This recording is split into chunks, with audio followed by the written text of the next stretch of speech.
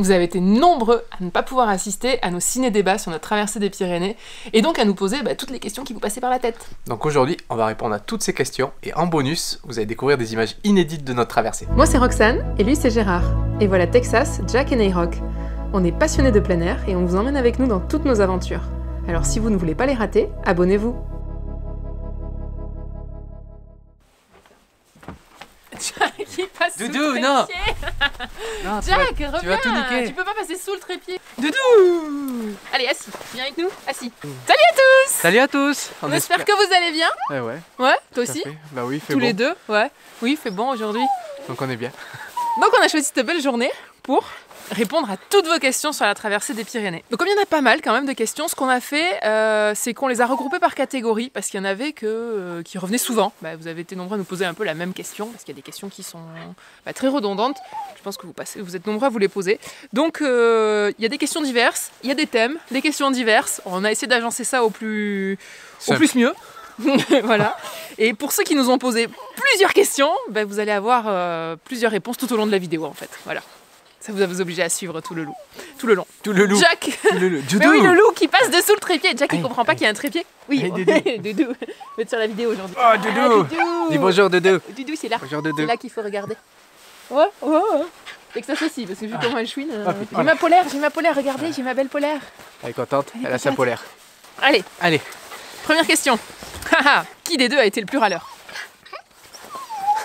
Non, en fait c'est Jack. C'est parce qu'on n'a pas dit des deux quoi. Donc Oui. des deux humains ou des deux chiens. Des Non, deux je sais chiens pas. c'est Jack, c'est Non, sûr. on va dire Doudou. C'est Doudou, forcément. Alors, question sur l'organisation et le mode de vie. Est-ce que on avait ce projet depuis longtemps? Ouais, on avait ce projet chacun de notre côté depuis pas mal d'années, et quand on s'est rencontrés, on a décidé de le faire ensemble. Et combien de temps on s'y est pris à l'avance? Et on s'y est pris 6 mois à l'avance, on a attaqué en janvier, Et tout oui, simplement, voilà. pour partir plus tard. Partir plus tard, oui. On n'est pas parti en janvier sous la neige. On nous demande est-ce qu'il faut avoir une très bonne expérience en randonnée? Ouais, pour faire la traversée des Pyrénées, il faut quand même une bonne expérience et une bonne condition physique pour pouvoir le faire. Il faut vraiment avoir l'habitude quand même de faire des treks sur plusieurs jours. Nous, on n'avait jamais fait plus d'une semaine chacun de Non. notre côté. Bon, après, ça revient un peu pareil, c'est tous les jours la même chose, on est drillé. Donc, mais au moins avoir fait 2-3 jours en itinérance avec du poids, Ouais. savoir gérer tout ça plusieurs fois et avec les chiens surtout pour que les chiens puissent s'habituer à avoir la répétition de l'endurance et à porter. Et être habitué à randonner avec son chien aussi. C'est ça. Est-ce qu'il y a eu des disputes ou des moments où on en a eu marre? Ouais. Bon. Ouais, il y a eu une belle dispute. Ouais. Mais ça fait partie du couple et ça fait partie de l'aventure. Mais on va pas vous la On va pas en raconter. parler, mais c'est resté là-bas. Ça reste dans les Pyrénées. C'est ce qui se passe dans les Pyrénées. Et des moments où on en a eu marre, oui, mais en fait, ce qui était bien, il y a vraiment Jack qui veut faire tomber le trépied. Doudou, Jack, allez, Doudou. tu peux aller voyager ailleurs, là, va balader. Allez. File, allez, va là-bas, va avec Kiki, allez. Le souci, c'est qu'il y a des moments où on en a marre forcément parce qu'on est fatigué, parce que la météo est pas top, parce que les chiens en ont marre et qu'on se dit qu'il faudrait quand même un petit peu avancer, ou parce que nous on en a marre et qu'il faudrait qu'on avance. Et ce qui était bien par contre, c'est qu'on n'en a jamais eu marre ensemble, Non, j'ai envie de dire, n'est-ce pas? du tout. C'était toujours L'un après l'un l'autre. après l'autre. Donc il y a ça toujours permettait un de- pour se relever l'autre. Donc et de, c'était- de soutenir l'autre Voilà. dans les moments difficiles. Mais bon, je pense que c'est le lot de C'est ce qui de vient d'être l'itinérance. c'est ce qui vient d'être à deux d'ailleurs quand on fait ce genre d'aventure. Ça permet toujours de se booster l'un et l'autre. C'est ça. On va passer sur le thème des chiens. On nous demande une question alors très technique matérielle. Qu'est-ce qui est le plus confortable avec un chien tenu en laisse? Est-ce que ça serait de lui mettre un harnais de traction classique de type X-Back? Donc ça, c'est les harnais que vous voyez sur Jack et Nayrock quand ils tractent sur les vidéos en trottinette ou des choses comme ça. Avec une ligne de trait, un baudrier pour l'humain. Et dans ce cas, est-ce que la sangle du sac à dos n'est pas trop gênante sur le baudrier? Ou alors, est-ce qu'il vaut mieux pas prendre une corde légère pour en faire une grande longe et lui laisser de la liberté de mouvement sans avoir la problématique sac à dos baudrier? Alors moi, j'ai envie de commencer par dire que pour moi, il n'y a pas de problématique sac à dos baudrier en fait. Moi, j'ai un baudrier vraiment très light. Ouais. On vous mettra le lien dans la description, comme ça vous pourrez le retrouver. Je l'avais acheté avant la traversée des Pyrénées et je l'ai toujours. Il est comme neuf et comme il est très fin, il monte quand même assez haut, mais il n'y a aucune gêne avec la sangle du sac et de n'importe quel sac parce que je l'ai utilisé avec tous les sacs. Après, toi, tu as Moi, j'ai une ceinture. Tu n'as pas un Ouais. baudrier, tu as une ceinture Et- qui justement est plus grosse et au Ouais. final, elle te gêne pas non plus. Et non, pour ma part, même avec le poids du sac, ça gênait pas du tout. Donc en fait, ça va dépendre vraiment de chacun. Mm. Et on pense qu'il vaut mieux quand même essayer Avant faut toujours tester avant de partir, ça c'est sûr, ouais. parce qu'il peut y avoir, il y a des gens qui ont des irritations, ça Ouais. c'est vrai, je l'ai déjà entendu aussi. Ça dépend, je pense vraiment de la morphologie de chacun aussi. Moi j'avais craint les irritations d'ailleurs, Ouais, et t'en as mais pas au eu. final j'en ai pas eu Non, du tout au niveau malgré du bas la du dos. chaleur et tout Ouais. ça, il n'y a pas de frottement qui se fait, donc bon, chez nous du moins. Ouais. Après, je pense que quand même d'avoir un baudrier ou une ceinture, c'est essentiel Ouais. pour avoir les mains libres. C'est Et ça. avec une ligne de trait, et si le chien tracte vraiment ou a tendance à beaucoup tracter, le harnais de traction est quand même nécessaire. Après, si vous partez sur toute la traversée des Pyrénées, je veux dire, le chien va pas tracter tous les jours. Il va vite être fatigué lui aussi. Voilà, il va peut-être tracter les 2 premiers jours, puis après il va se rendre compte que c'est un peu C'est compliqué. un peu ce qu'on a eu avec les nôtres. Ils Et, ont tracté mais pas longtemps. Voilà, et finalement, après si vous optez pour un sac de bas, je crois que je vais commencer à empiéter d'ailleurs sur la question suivante. Alors attends, je vais d'abord poser la question. Mollo là. Mollo, je suis trop... Ouh là là. Et est-ce qu'on est satisfait des harnais Ruffwear avec sac de bas? Est-ce qu'on en avait testé antérieurement? Avantages et inconvénients chacun. Et peut-on sans souci attacher nos chiens à une ligne de trait avec les harnais Ruffwear de randonnée?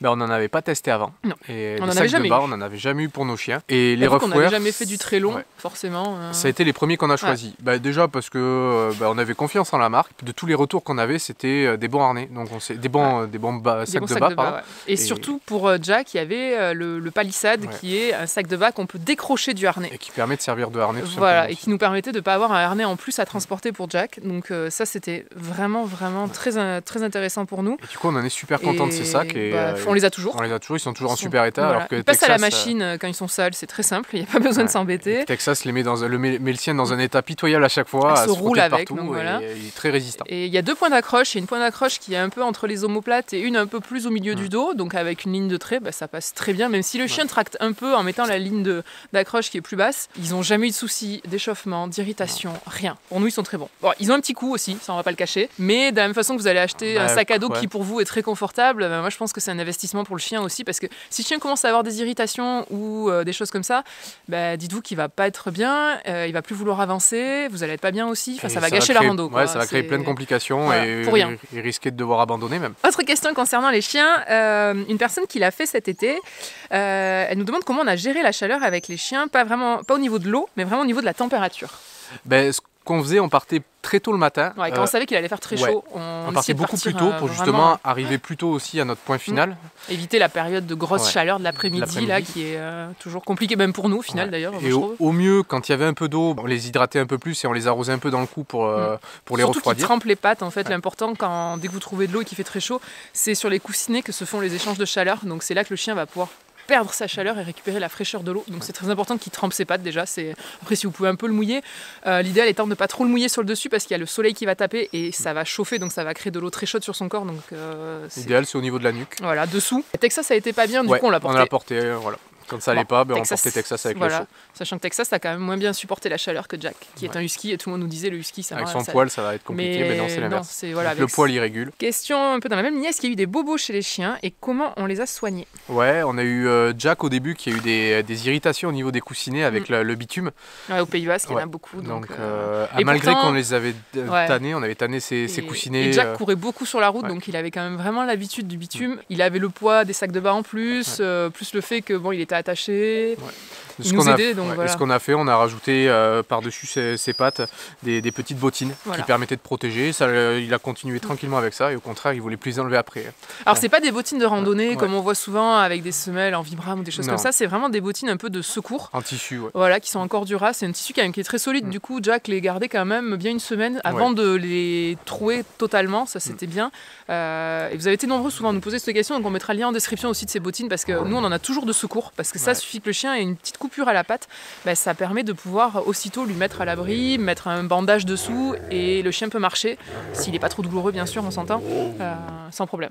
Et sinon d'autres bobos, Pititou, Texas, quand elle a eu son coup de chaud, c'était un peu compliqué à gérer, mais elle était bien quand même, mais c'était juste qu'elle était fatiguée de la grosse étape qu'on avait fait, plus de la chaleur qu'on prenait, donc on l'a mis dans le sac à dos. Voilà. C'est l'avantage du petit format de Texas, parce que Jack aurait fait pareil, on aurait dû s'arrêter. On avait essayé avec Jack tu l'as porté porté haut, pendant 500 mètres parce que 500 mètres, le bitume était tellement brûlant qu'en fait il commençait à s'agglomérer sur ses coussinets et on a eu peur. On avait vraiment une portion de route et il n'y avait pas de bas-côté. On nous pose une autre question concernant les chiens. Est-ce qu'il y a des rencontres avec des chiens qui se seraient mal passées? Parce que c'est ce que craint notamment la personne. Et si oui, comment est-ce qu'on a géré? On a eu quelques mauvaises rencontres avec un patou et un labri. Le labri, c'était plus un problème du berger. Mais, qui nous l'a clairement envoyé dessus. Qui nous l'a fait alors charger. Alors qu'on était à plus de 500 mètres du troupeau, qu'on était dans un marais en train de galérer en dehors du sentier. Enfin, bon. Bref, mais bon, on va pas débattre sur ce point. Mais bon. Et après, c'était un patou qui nous avait chargé aussi. Et ce qu'on a fait, on a tenu les chiens très proches. On les tient en harnais dans ces cas-là, ou au sac de bas. Vraiment, les sacs de bas, d'ailleurs, ce qu'ils ont de pratique, c'est qu'ils ont une poignée. En fait, les sacs qu'on a, autant ceux pour Jack que pour Texas. Qui permet soit de tenir les aider chien, pour les franchir. Dans des franchissements ou même dans ces situations-là, c'était vraiment pratique. Et après, on avait les bâtons pour tenir le chien à distance. Mais au final, on s'est rendu compte que les chiens, le patou avait rien contre le chien, mais plus contre nous. Alors qu'on était très loin du troupeau là aussi. Et le bâton nous a permis de l'éloigner un petit peu. Jusqu'à que le berger qui nous voyait galérer depuis 5 minutes les rappelle, parce qu'il y en avait 2 patous qui nous gueulaient dessus. C'était son activité du jour. Voilà, il était 17h, il fallait qu'il rentre manger. C'était l'heure. Autre thème. Oui. Parce que les chiens, c'était tout, visiblement. Sur notre matériel, de façon beaucoup plus large, est-ce que on pourrait partager la liste de tout le matériel qu'on avait emporté dans notre sac? Alors c'est simple. Ouais, c'est assez simple. On avait fait une vidéo dessus que vous pouvez retrouver juste ici, où c'est qu'on déballe tout notre sac qu'on utilise soit pour des treks à la journée, soit à la semaine, et c'est principalement le matériel qu'on a utilisé sur la traversée des Pyrénées. Donc vous pouvez tout retrouver dans cette vidéo. Il y a même le matériel des chiens. Question matériel, est-ce qu'on est satisfait d'avoir opté pour un matelas Z-Lite? Donc ça, c'est notre matelas, vous savez, accordéon que vous avez dû voir plusieurs fois, parce que la personne hésite entre celui-ci ou un gonflable, et on nous demande qu'est-ce qu'on recommanderait avec un gros chien en tente. Alors pas de gonflable. Pas de gonflable du tout. Non, il y a toujours le problème de la crevaison. Nous, Jack nous a ouvert un duvet, ouvert des doudounes. Il fait pas exprès, hein, c'est juste il arrive, il gratte un coup.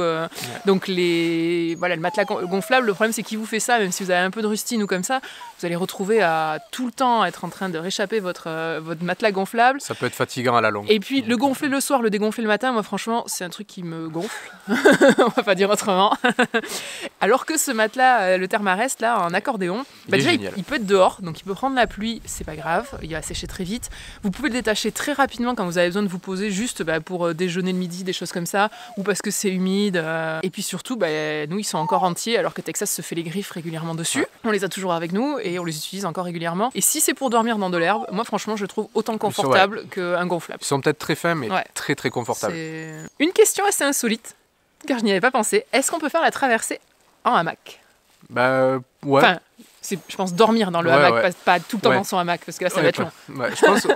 Je pense que c'est faisable, parce qu'il y a quand même pas mal de forêts, donc, mais il va falloir vraiment adapter ces étapes en fonction des lieux boisés. Pour pouvoir s'arrêter justement là où il y a des arbres et pouvoir accrocher son hamac. Je pense que sur la totalité ça peut être faisable, à voir. Nous ça nous intéresse, en tout cas la personne qui nous a posé la question, si elle y arrive, qu'elle nous le dise. Qu'elle nous dise comment elle a fait. Ça peut être sympa de savoir. Autre thème, notre itinéraire. Ça c'est la grande question également. La question qui est revenue mais plein de fois, donc on va la faire très simple, c'est comment on a fait pour éviter les passages interdits, à savoir le parc national des Pyrénées, la réserve du Néouviel, principalement. Simplement, on a contourné. Voilà. Et pour contourner, c'est relativement C'était pas question simple pour nous de passer dedans. Hein. Enfin, c'était clair, c'est 350 € d'amende, je crois, par chien. On en a 2 à chaque fois qu'il nous attrape. On a croisé un gars d'ailleurs qui avait un berger allemand qui était... d'ailleurs, il avait moins d'1 an, le pauvre, il s'est traversé avec, c'était un peu léger. Bon, autre chose. Il nous avait dit qu'il avait pris 5 amendes entre Gavarnie et Cotteret. Enfin, il s'est fait attraper par les gardes et à chaque fois, ils lui ont remis une amende. Donc, c'est interdit, c'est comme ça. Il y a un moment... Les raisons sont celles qu'elles sont, ça on aime, on n'aime pas, c'est autre chose. Le fait est que, donc, on contourne, il y a plein...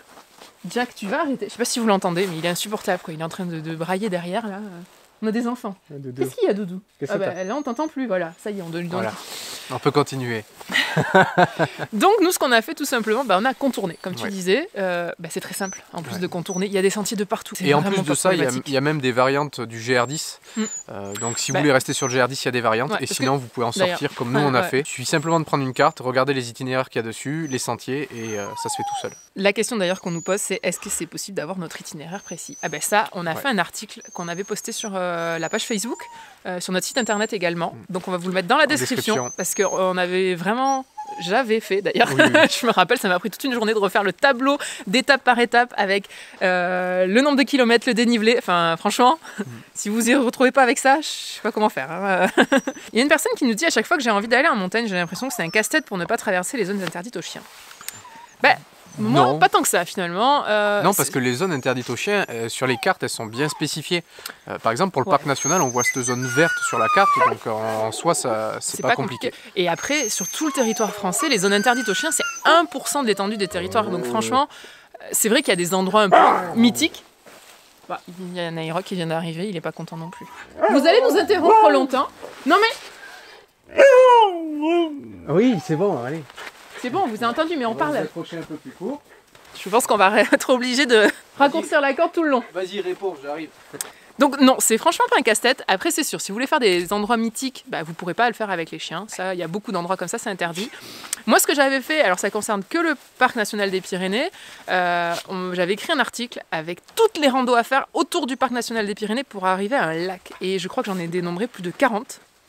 Je vous mets le lien dans la description parce que ça a servi à beaucoup de monde l'année dernière, l'été dernier. Il y a vraiment des choses magnifiques à faire sur des sentiers qui sont marqués, balisés. C'est pas de la grande randonnée, mais vous allez trouver des endroits où il y aura beaucoup moins de monde en été et qui seront pas moins beaux, ça je vous l'assure. On nous a demandé une autre question. Sur quels critères on a décidé de faire la traversée d'ouest en est ou le contraire? Tout simplement, on habitait plus proche d'Hendaye que de Banyuls. Donc ça a été le critère principal pourquoi on l'a fait. Et ensuite, c'est aussi avec le soleil. Quand on part de là, on a le soleil plus longtemps dans le dos dans la journée que dans le sens contraire. Ouais, voilà. On l'a pas dans les montées, logiquement. On a toutes les montées le matin avant que le soleil soit bien haut. Donc on vous mettra dans la description. Il y a un super article sur le site du GR10. Qui explique tout ça. Comment faire le choix d'est en ouest ou d'ouest en est. Voilà. Ensuite, on nous a demandé quelle était notre étape coup de cœur. S'il faut en garder qu'une. Putain, s'il faut en garder qu'une. Moi, je sais. Celle qui était à cheval entre les Pyrénées-Atlantiques et les Hautes-Pyrénées. On avait dormi 300 mètres sous le col d'Osseia. Col d'Osseia, c'est... Alors là, pour le coup, si vous suivez notre itinéraire, c'est en dehors du GR10. Nous, on avait choisi en fait de tracer tout droit après Gabas, dans les Pyrénées-Atlantiques, pour éviter de remonter vers Gourette et redescendre à Reims-Marsous et revenir vers le lac d'Estaing, parce que le GR10 fait un gros détour et redescend très bas. Nous, on voulait rester plus haut. Ce qui fait que Gabas, on a passé le vallon de Sousouéou, c'est le vallon qui est en dessous de la station d'Artoust, et on est remonté. Alors là, par contre, le sentier, n'est pas balisé du tout et il y a un moment où il n'y a pas de sentier. Donc c'est vraiment paumatoire, donc il faut avoir l'habitude de la montagne quand même. Là, on s'oriente un peu plus à la boussole. Voilà, hein. Mais c'est facile, même si nous on était dans un brouillard à couper au couteau, on s'y retrouvait, donc je pense que c'est pas si compliqué. On a dormi 300 mètres avant ce petit col. Et le matin, on est reparti, on a eu le lever de soleil au niveau du col, c'était juste... d'une beauté, mais absolue. On était parti tôt exprès pour la voir là, et là on voyait vraiment les Hautes-Pyrénées qui s'ouvraient devant nous. On changeait de département, et là c'était... vraiment très beau. On a le lac du Tech en bas, on est arrivé en fin de matinée au lac du Tech. On avait mangé un bout au lac du Tech. Il y avait une petite auberge là, on s'était arrêté manger une petite quiche. C'était très bon, ça faisait du bien. Et après on avait continué et on était remonté col de la Palomère. C'est pareil, on n'est pas sur le GR10 encore en fait. Et nous on vient du col, où c'est qu'il y a encore tous les névés de neige là-bas en face. Ça fait une belle journée. Pour redescendre de l'autre côté, lac d'Estaing, donc ça faisait quand même une grosse étape en dénivelé, je peux vous dire. Et on avait dormi au lac d'Estaing, par contre. Voilà. Et là, on récupérait le GR10 en fait au lac d'Estaing, qui normalement lui arrive d'Arens Marsous par le Valais. C'est vrai que là, c'était vraiment très beau. C'est un coin hyper sauvage, mais qui mérite vraiment d'être découvert. On nous pose une question. Qu'est-ce qu'on recommanderait entre GR10, GR11 et HRP? Déjà avec un chien HRP, non. Voilà. Non, on peut pas, ça passe la HRP. Si vous suivez le tracé mythique de la HRP, vous pouvez pas avec un chien parce que vous passez dans le parc. Donc déjà ça élimine. Et puis il y a des passages vraiment aériens. Enfin, faudrait avoir un chien hyper agile, encordé des fois. Enfin. Ouais, c'est pas mieux. Après GR11, vous allez être principalement côté espagnol, donc c'est très beau aussi, mais c'est un autre paysage. On a fait quelques parties, c'est magnifique. Il y a quelques parties qui sont pas aussi accessibles aux chiens. Et après, sinon, il y a le GR10. Si, c'est accessible. Toute la totalité? Ouais, la totalité, mais sauf qu'en fait, quand vous arrivez dans les encantats, vous pouvez pas bivouaquer. Donc vous êtes obligé d'aller en refuge avec le chien, mais les chiens sont pas forcément acceptés dans le refuge. Donc c'est un peu... Bon, mais il y a quelqu'un, si vous cherchez sur internet, vous allez trouver, il y a quelqu'un, la même année que nous, qui a fait le GR10 à l'aller et le GR11 au retour. Je pense que vous pouvez retrouver, je sais pas comment il s'appelle, je sais pas, on l'avait pas suivi, mais vous pouvez facilement retrouver sur internet peut-être et là trouver des indications sur le GR11. Et après il y a le GR10 si vous voulez voir le paysage côté français. Voilà. Autre thème. Oui. Notre ravitaillement. Comment est-ce qu'on a géré l'approvisionnement en nourriture? Simplement, on avait déposé, comme on le dit dans le documentaire, des cartons dans des refuges, ce qui nous a permis en fait d'avoir une autonomie entre 7 et 9 jours sur la plus longue étape et pouvoir recharger toutes ces semaines-là et repartir pour une semaine complète. Tout simplement. Voilà. Nos repas, c'était du lyophilisé ou du fait maison? Le fait maison, malheureusement, ça se garde pas assez longtemps sur... ça se garde pas et c'est que ça risque d'être lourd. Voilà. En termes d'apport calories, ça risque d'être un peu compliqué. Ça sera pas optimum. Voilà. Et donc, lyophilisé, c'est ce qui collait le mieux. Ça permet le soir d'arriver, juste faire chauffer de l'eau, réchauffer tout ça, attendre 5 minutes et manger. Ça évite de perdre du temps à faire à manger. Et le soir, on est assez fatigué. Donc... Après, l'idéal serait de faire du lyophilisé maison. Il y en a qui le font, il faut avoir le matériel. Mais ça peut être une idée. On nous a demandé est-ce que c'est payant justement pour laisser nos cartons dans des refuges. Alors nous c'était un peu spécial dans le sens que on leur a demandé l'autorisation, on avait une espèce de petit deal avec eux, dans le sens qu'on allait les mettre en avant dans le documentaire à chaque fois pour présenter où est-ce qu'on était passé. Et ce qu'on leur avait dit surtout, c'était qu'à chaque fois qu'on passait, on faisait pas juste récupérer le carton et on repartait. L'idée était de manger, de profiter d'un bon repas, parce que dans un gîte, une auberge ou comme ça permet quand même d'avoir un vrai repas bien gras. De temps en temps, c'est con, mais ça fait super plaisir. Au moins une fois par semaine, s'arrêter, manger un bout. Et sincèrement, ça serait complètement débile de pas le faire. Voilà, sachant que c'est sur la route de toute façon, et vous l'avez. Donc c'est pas parce qu'on est autonome sur une semaine qu'il faut se priver de tout. Il y a des boulangeries, donc on a acheté du pain, on a acheté des croissants, on a acheté des gaufres. Ça serait absurde de le faire. On a bu des cafés. Et on a goûté des produits locaux. On a pu, donc ça c'est vraiment le côté très agréable. Donc non, c'est pas payant en soi. Ce que font beaucoup de personnes en fait, c'est qu'il y a quand même des bureaux de poste tout le long, parce que vous passez des villages. Donc il y a des postes restantes, donc vous pouvez vous faire envoyer des cartons et les récupérer quand vous passez. Et ensuite, je pense qu'après, certains gîtes ou refuges, auberges, si vous leur dites, je vous envoie un carton, vous le gardez, mais je passe la nuit chez vous parce que ça me permettra d'avoir une bonne nuit, une vraie douche, ça peut faire plaisir aussi. Ou du moins je vais m'arrêter pour dîner chez vous le soir ou quelque chose comme ça, en même temps je récupère mon carton, est-ce que c'est possible? Bon, à vous de tenter. Voilà. Je suis pas eux, donc je pourrais pas vous répondre, mais c'est une idée. Voilà. Nous, ça a été notre idée en tout cas, parce qu'on savait pas comment faire. Donc, alors, autre thème qui visiblement vous fait un peu peur, la météo. En pleine nature. On nous demande à quelle période on a fait notre traversée. On l'a faite on est parti le 1er juillet et on est arrivé le 9 août. Voilà, tout simplement. C'est, je pense, la meilleure période, Voilà, pour la météo, d'un point de vue météo. Après, il y a plus de monde sur les sentiers, c'est des sentiers qui sont quand même très fréquentés. Mais il n'y a pas de neige en altitude ou très peu. Et... Logiquement, il y a moins d'orage qu'en août, mais bon. Ça dépend encore des années. Mais on avait décidé de le faire à ce moment-là. Voilà, on nous demande qu'est-ce qu'on faisait pendant les jours de mauvais temps. On marche. On va pas attendre que ça passe. Hein. Non, parce que sinon on met 2 ans pour faire notre traversée. Parce qu'il y a tout le temps des orages. Donc. Après ça va, on n'en a pas eu tant que ça. Faut pas non plus que les gens pensent que c'est... On a dû marcher, je crois, 2 fois sous la pluie vraiment forte, où on a dû mettre nos ponchos et un peu subir la pluie, et se dire faut que ça s'arrête. Après on a eu des jours de bruine, brouillard. C'est encore pire à la limite que de la vraie pluie, moi je pense. Pour le moral c'est le plus dur, on n'y voit rien. Surtout quand tu sais que tu es dans des belles zones et qu'il y a des beaux paysages à voir, et là non, tu vois rien. Donc la pluie en soi c'est pas grave, hein. Voilà, c'est juste qu'il faut pas que ça dure trop longtemps, ou alors il faut trouver une cabane. Il y a plein de cabanes dans les Pyrénées, ça c'est très pratique aussi. Nous ça nous était arrivé quand on était en Haute-Garonne, où on a été content après 48 heures de bruine, c'était dégueulasse on va dire, d'avoir une cabane pour faire un feu, faire sécher tout, ça c'est bien. Comment s'est protégé des orages? Quand on pouvait, on allait se planquer en forêt. Ouais, souvent quand l'orage débutait et qu'on était en forêt, on y reste parce que c'est quand même plus protecteur que d'être au milieu de rien du tout. Donc ça c'est pas mal. Et après, s'il y avait une cabane ou quelque chose, on se dépêchait pour aller proche d'une cabane, rentrer dedans.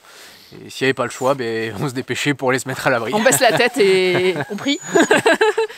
On met pas le bâton en l'air surtout. Non, on essaie de ranger un peu tout ça, on coupe le téléphone, on range les bâtons, on accélère un peu. Avec les chiens qui ont peur de l'orage, Jack en a peur, Texas aussi, c'est pas forcément évident d'accélérer à ce moment-là, mais bon, on essaie d'avoir une dynamique de groupe et puis d'y aller, quoi. Voilà, et de se dire que ça va passer. Doudou. Doudou, t'aimes pas l'orage? Oh, Doudou, il a attaché trop court, Doudou, il aime pas. Ensuite, on a des questions un peu diverses. Notre plus belle rando des Pyrénées pour nous? Ça c'est dur, ça c'est vache comme question, parce que s'il faut en garder qu'une seule c'est très difficile, parce que elles sont toutes belles, les Pyrénées c'est magnifique, donc puis c'est vraiment différent d'ouest en est, donc chaque département c'est un paysage différent. Ça dépend du niveau aussi, parce que voilà, c'est, je sais pas, après un lever et un coucher de soleil au bord du lac Gento face à l'Osso, bon, ça vaut, ça reste un truc mythique, à pas faire en juillet-août quand c'est blindé de monde, ça c'est sûr. C'est vrai, il y a toujours quelqu'un qui va vous dégoûter du truc là, mais moi je trouve ça magnifique, le lever de soleil derrière l'Osso, ça reste quelque chose... Moi je dirais pour moi une des plus belles randos, c'est le Caballeros, la montée au Caballeros. C'est vrai, je crois que c'est la plus belle vue des Hautes-Pyrénées qu'on a, parce qu'on a vraiment une vue à 360 sur... Sur toute la vallée des Gaves. Toute la vallée des Gaves. Et du coup, tous les hauts sommets des Hautes-Pyrénées, quoi. Et on l'a pas vraiment comme ça d'ailleurs, donc c'est vrai. Sinon, dans les PO, je dirais les randos, la rando du Carlite, pour monter au Carlite et descendre par les Bouillouzes. Là, c'est joli là-bas aussi. Superbe. Oui. Ah, c'est dur, voilà, c'est dur. Quelles sont les difficultés que vous avez rencontrées et quels modifs on aurait apporté si on devait recommencer? On n'a pas vraiment eu de difficultés en soi. Non, je pense qu'on était quand même bien préparés. C'est là aussi que la préparation en amont est importante pour nous, humains, mais pour les chiens aussi, parce que le chien qui n'est pas habitué à marcher, franchement, en une semaine, il va plus y arriver, il va avoir des problèmes et vous allez galérer, ça c'est sûr.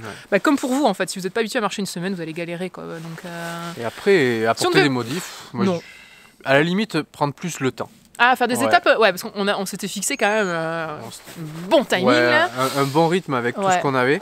Donc peut-être faire un peu plus lent et partir sur 45 étapes. Parce qu'on était quand même très lourd. Moi j'avais 25 kilos, Roxane avait 20 kilos. Ça c'est le documentaire qui a rajouté du poids. On s'est rajouté 7 kilos avec le matériel audiovisuel. Mais ce serait prendre plus le temps.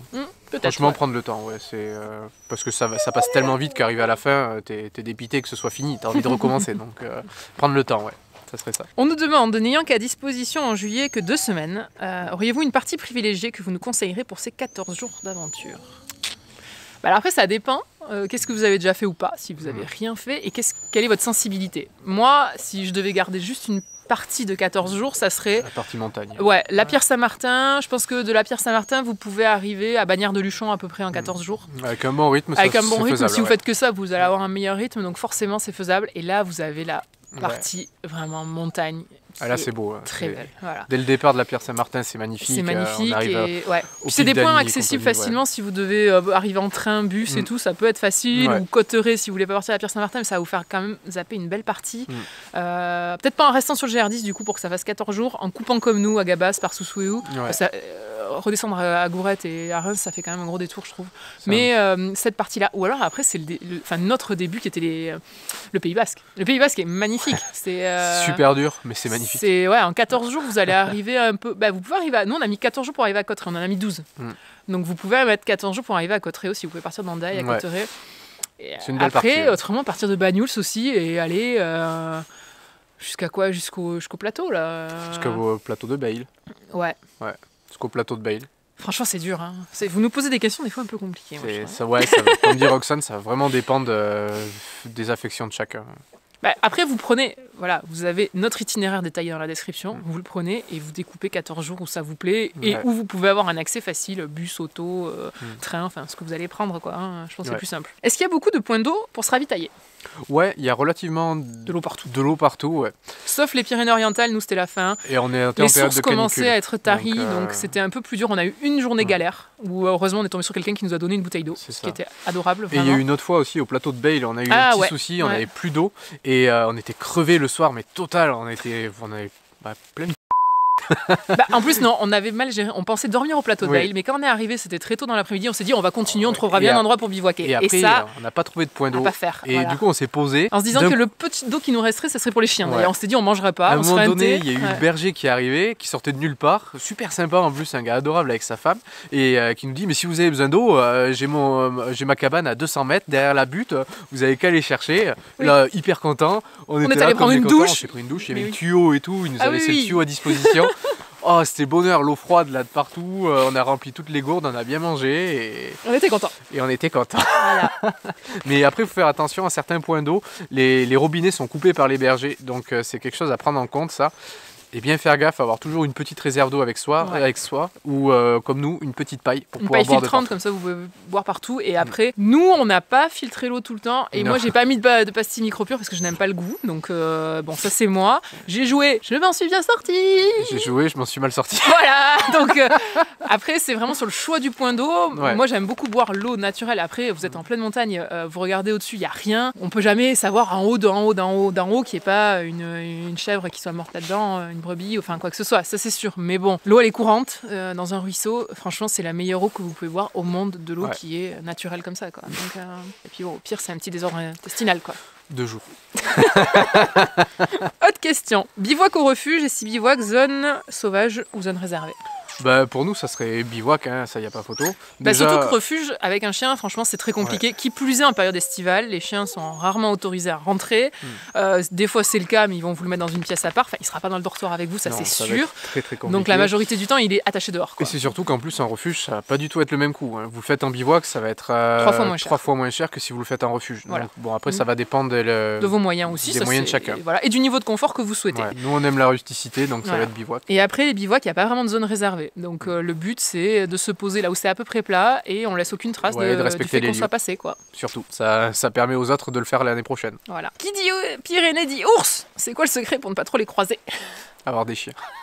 Bon, déjà, des randonneurs qui croisent des ours, c'est quand même marginal quand on voit le nombre de randonneurs dans les Pyrénées à l'année et les quelques rencontres. Donc bon. On aurait aimé le croiser, on a trouvé des traces, mais rien de plus. Et on va finir par une question assez précise. J'ai un gros chien, plus de 50 kg de 8 ans, et j'aimerais partir avec lui pendant 2 ou 3 jours cet été en Ariège. Est-ce que dans ce secteur, le GR10 serait adapté ou est-ce qu'il vaut mieux partir sur une autre randonnée? En fait, tout dépend de ce que peut faire votre chien, parce que 50 kg, plus de 50 kg et 8 ans, s'il a l'habitude de randonner sur plusieurs jours, je pense que le chien, il passe partout, quoi. En gros, à son rythme, bien sûr, hein, vous acceptez ses limites et ses moments de fatigue, mais en soi, le GR10 en Ariège n'est pas plus compliqué que Hautes-Pyrénées ou n'importe quel secteur. Donc il y a plein de niveaux différents aussi en Ariège, donc il y en a pour tous les goûts. Et je pense qu'il y a moyen de faire une très belle boucle sur 2-3 jours justement en Ariège. Il n'y a aucune interdiction de mémoire. Si, la dent d'Orlu en Ariège. C'est Ariège encore, la dent d'Orlu? J'ai un gros doute. Petit doute. Bon, vous me mettrez nous le direz, des claques en commentaire si jamais. Mais normalement en Ariège, non, de mémoire, il n'y a pas trop de... Bref, regardez sur la carte. Voilà, mais normalement, non, le parc régional d'Ariège, il n'est pas interdit aux chiens, il faut qu'il soit attaché. Donc, moi j'ai qu'une envie de vous dire, c'est allez-y. C'était tout. On a fait le tour sur toutes les questions que vous nous avez posées. Ça fait déjà pas mal. Je pense qu'on aura réussi à combler vos doutes et vos questions, vos interrogations, tout ça, quoi. À combler vos interrogations. Mais sur ce, on espère que cette vidéo vous a plu. Si vous avez d'autres questions, n'hésitez pas à les mettre en commentaire. On essaiera d'y répondre le mieux qu'on peut. Bien sûr. On est là pour ça. Et on vous dit à bientôt. En attendant, on va aller rentrer les clowns qui font que râler. Ils sont pas contents. La laisse, elle est trop courte. Voilà. Vous comprenez, hein? Normalement, il y a 15 mètres. Et bien là, il y a 3 mètres. Voilà. À bientôt. Bye bye. Bye bye.